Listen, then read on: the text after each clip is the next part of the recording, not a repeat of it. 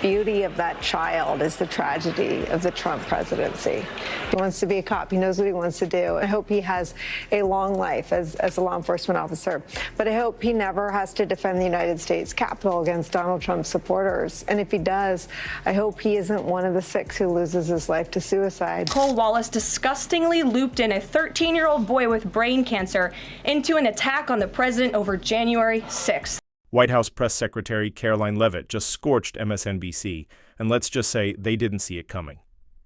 In a bold, unfiltered statement, Leavitt blasted the left-leaning network for peddling outright falsehoods about President Trump. Her rebuke was fierce, unapologetic, and sent shockwaves through the progressive media sphere. Don't worry, we've got every single receipt lined up, but before we dig in, make sure to hit that like button and subscribe so you never miss a moment of the action.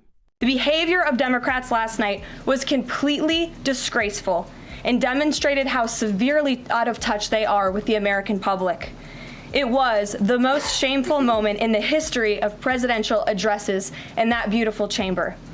In what was supposed to be a unifying moment for our country, Democrat members of Congress instead screamed at the President of the United States, who was just overwhelmingly reelected by their constituents, walked out of the chamber, and worst of all, they disrespected the American people. Right out of the gate, Karoline Leavitt came in swinging, condemning the Democrats for what she described as blatant hypocrisy and sheer disrespect toward Trump supporters. Now, I'm going to show you the moment she explicitly goes after MSNBC, but first, you need to see what triggered her fiery response. The Democrats staged a dramatic walkout during President Trump's recent State of the Union speech at the Capitol. And Karoline wasn't about to let that pass. She's ready to expose their double standards and tie it all back to MSNBC. Watch this. Democrats didn't stand to keep men out of women's sports. They couldn't even clap for a girl who got her head smashed in by a man on a volleyball court. Democrats didn't stand for an innocent and beautiful child who is surviving brain cancer. They opposed eliminating taxes on tips and Social Security. They didn't stand in favor of cutting taxes for hardworking Americans. They couldn't even clap for 2 mothers whose daughters were killed by illegal aliens. One of the only things that could get Democrats off their feet last night was cheering for Ukraine, not for America. If you're looking for a live, breathing portrait of hypocrisy, the Democrats fit the profile perfectly. This is the same party that preaches unity, claims to value every voice, and denounces segregation, yet their conduct tells a different tale. From selective outrage to clear double standards, their growing contradictions are more than ironic. They're a full-blown revelation of the falsehoods propping up their image. They pose for the cameras, then desert the very communities they claim to protect. It's all performance, and Americans are waking up to the show. Now here's where she hits MSNBC. They've allowed their Trump derangement syndrome to stop them from celebrating America and our people. And we will not allow them to forget that. And it's not just the Democrat Party. The mainstream media still doesn't get it. Last night, MSNBC's Nicole Wallace disgustingly looped in a 13-year-old boy with brain cancer into an attack on the president over January 6th. And CNN's first chyron out of the speech called it divisive. It's becoming crystal clear that the Democrats and their media allies at MSNBC thrive on one thing: hatred. They act like principled watchdogs holding power accountable, but their real motives are anything but noble. Don't believe it? Then explain this. Why did Nicole Wallace, in a moment as tasteless as it was revealing, use a 13-year-old brain cancer survivor to score political points against Trump over January 6th? That's not journalism. It's cruelty in disguise. And it perfectly reveals what their agenda is really about. Beauty of that child is the tragedy of the Trump presidency. He wants to be a cop. He knows what he wants to do. I hope he has a long life as a law enforcement officer. But I hope he never has to defend the United States Capitol against Donald Trump's supporters. And if he does, I hope he isn't one of the 6 who loses his life to. Yes, that's what a so-called respected MSNBC journalist said about a 13-year-old cancer survivor, simply because Trump brought the boy on stage. Let that sink in. Honestly, I hope that child never heard those cold-hearted comments. At least, not until he's old enough to process and handle them. This isn't just upsetting. It's disturbing. It shows how blind loyalty to party lines can strip away even the most basic human decency. When political hatred trumps compassion for a child who beat cancer, something is deeply wrong. You lose your moral compass. You lose empathy. You lose your soul. And CNN's first chyron out of the speech called it divisive. President Trump wasn't divisive. The Democrats were. And CNN was proven wrong by their own viewers, 69% of whom, in a post-speech poll, said they had a positive reaction to the president's speech. Now talk about a backfire.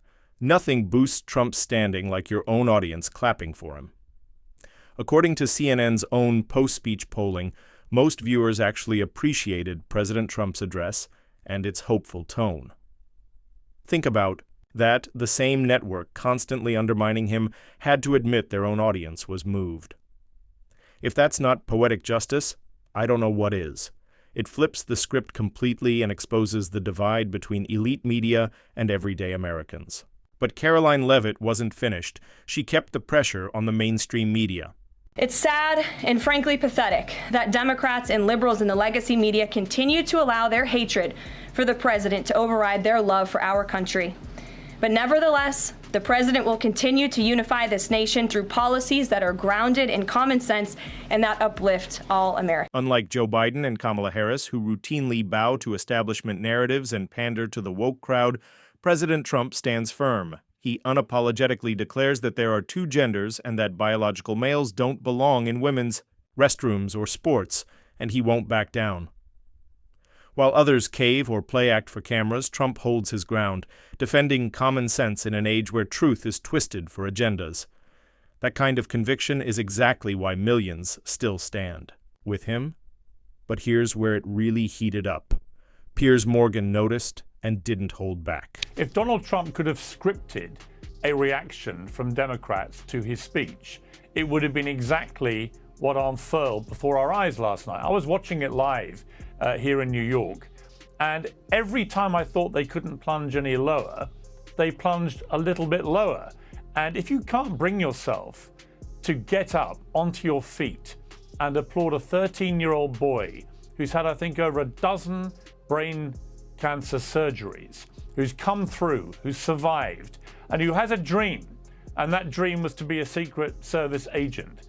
And the President of the United States, in front of the world, gives him that moment and makes him an honorary member of the Secret Service.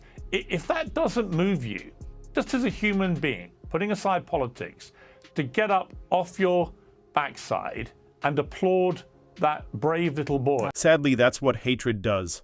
It blinds you. Even when faced with raw courage, they can't recognize it because they're so obsessed with attacking Trump. This is why more and more Americans are walking away from the Democratic Party. It's become a movement of selective ethics, celebrating only what fits their playbook and ignoring integrity if it comes from the other side. That's not leadership. It's hypocrisy wearing a mask of virtue, and voters are catching on. Just look at Bill Maher. He's stepping back from the far-left mindset, and he's not alone. Why I have a bug-up mind about the left more than I used to. It's like this. There's an ugliness they never used to have. The liberals I grew up respecting, none of them are like this. Going after the wife, even the mafia doesn't do that. The venom spilling from the left is truly appalling. They act as though they own the national conversation, expecting every American to fall in line. Anyone who disagrees or thinks independently is mocked, ostracized, and treated like a threat. They've boxed themselves into ideological echo chambers, completely unwilling to hear alternative views. This brand of intellectual arrogance is exactly why their message is failing. It doesn't connect with regular people because it's detached from reality. It's about control. Americans are sick of being told what to think, how to feel, and who to hate. That's why the left is losing trust, influence, and support. And the fact that Democrats couldn't do that, these are the people, Laura, who like to have the hashtag be kind on their social media biographies. These are the compassionate people. These are the ones who care more than anybody. But look at them last night. Look at the way they treated DJ Daniel. Look at the way they treated the family of that poor girl. Look at the way they behaved with their stupid signs, which meant no sense to anybody and looked like a sixth form common room in a college. Look at everything they did, and the walkouts and all the rest of it. If you're Donald Trump, You are watching that back today and laughing your head off. What Democrats don't grasp is that in their desperate push to vilify Trump, they're torching what little moral high ground they have left. Ironically, they're casting him as the more composed, thoughtful, and even compassionate figure. I'd bet anything that Trump bringing that brave young cancer survivor on stage wasn't just kind. It was a strategic move. He knew their hate would override their humanity, and he was right. Their refusal to clap said it all. It didn't just reveal partisanship, it exposed the hollowness of their compassion. All their unity talk is just that. Talk. When reality demands sincerity, Trump held up a mirror they couldn't bear to face. What was that? One of the most disgusting, shameful, reprehensible things I have ever seen on the news in America. And the bar was pretty high for that accolade. I thought what Nicole Wallace did last night in taking that boy's story and in a weirdly dystopian, horrific way, asking us to think about whether he might himself. What on earth was she thinking? Something's clearly broken inside MSNBC and the Democrat establishment, and Americans are starting to notice. That's why many are switching sides or stepping away from the madness altogether. This isn't just about politics anymore. It's about truth, decency, and basic human values. The radical left's thirst for power has mutated into something dark. They smear critics, cancel dissenters, and twist facts to fit their stories. The ugliness isn't hidden anymore. It's blatant. From mocking a child survivor to filtering everything through partisanship, they've shown their true colors.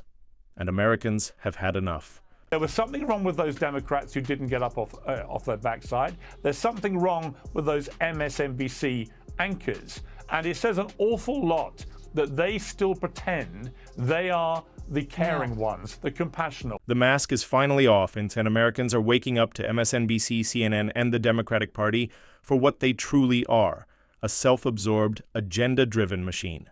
Beneath the flashy headlines and constant outrage is a chilling disregard for ordinary people's real issues. These media giants pretend to speak for the voiceless, but in reality they silence opposition, manipulate truth, and use empathy as a weapon. It's never been about helping, it's about control. They only fight for causes that serve their purpose and ignore the facts that don't. The public isn't buying it anymore. The trust is crumbling, the facade is breaking, and blind loyalty is finally fading. Thanks for watching. Don't forget to like and subscribe for more sharp, unfiltered commentary. See you next time.